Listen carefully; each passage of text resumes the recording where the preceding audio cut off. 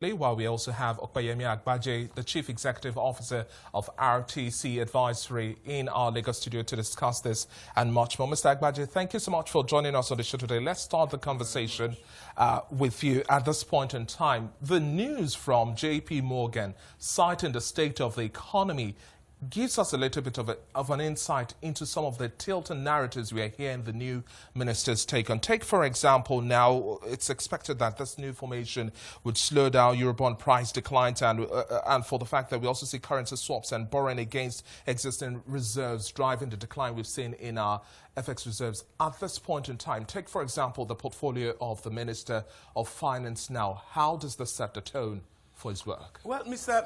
Waledu is one of the brighter stars in the cabinet. He's familiar with the terrain. He's an investment banker. He's been commissioner at the sub-regional level. And I think he is familiar with the challenges. The challenges are tougher, I think, with the news from JP Morgan and that analysis than many assumed initially. The reserves are significantly lower.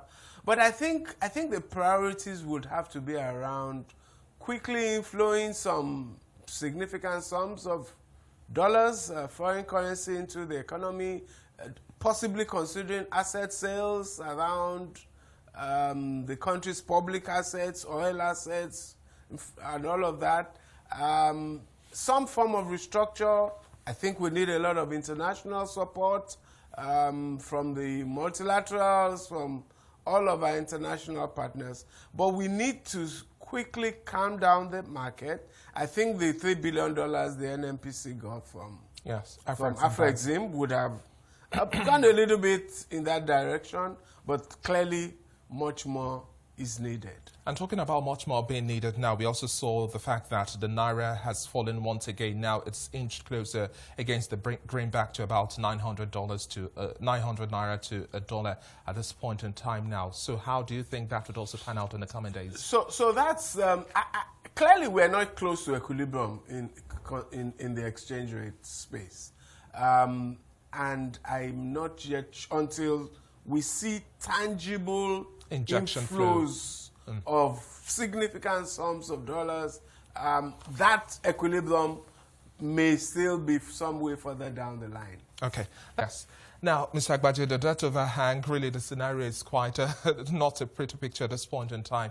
In the short term, Mr. Peter just mentioned that he's not necessarily sure if there's a magic wand we can wave in terms of achieving this, but what is achievable in the short term? What's feasible? I think mindsets have to change, and I think the people in government, I suspect, have the right mindset. So, for instance, talking about infrastructure, you would have to, the Nigeria's Integrated Infrastructure Master Plan already talks about Nigeria deploying at about 51% of private capital towards infrastructure. So you want to do all of these infrastructure works in power, in roads, in aviation, in all of those sectors. We have to think about private capital.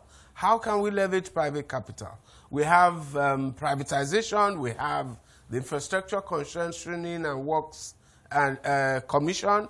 All of those models now have to come into play. But when you hear words from the Manufacturers Association, permit me to button here, from the Manufacturers Association of Nigeria saying multiple taxation, the high inflation rates, the harsh operating environment is crowding out investments, how then do we pull these resources in? Well, that's part of why the fiscal reforms around taxation, around the fiscal structure, around the taxes and charges that the work is already going on with Taiwo Oyedele, who I think is one of the best people to do that job. That's why that's also part of the picture. But we have to bring all of this together, reform. It's debatable whether we have excessive taxation, but yes, we have multiplicities of smaller things here and there. Our tax rates are not the highest in the world, but we would have to bring all of the reforms together, and we would have to stimulate private capital. I think there's an appetite for private capital for infrastructure in Nigeria. I think we've demonstrated that before the reversals came in the last 8 years or so. So that would have to come into play. Creativity, even on the public side, I think we can significantly ramp up revenues without necessarily increasing tax rates.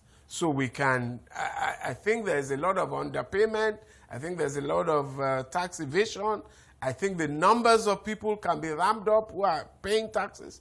So that I think the government and President Tinubu in particular and his fiscal team have the credentials to do that. I think the government recognizes the imperative of significantly increasing public revenues without necessarily increasing rates of taxation. So we would have to look at that, complement with private capital.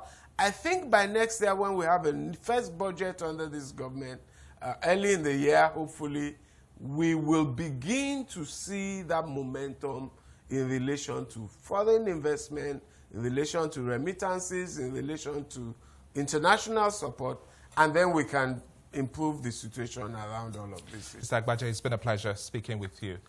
That was Chamberlain Peterside, the Chief Executive Officer of Exelon and Capital Advisory, and we also had Mr. Opeyemi Agbaje, the Chief Executive Officer of RTC Advisory.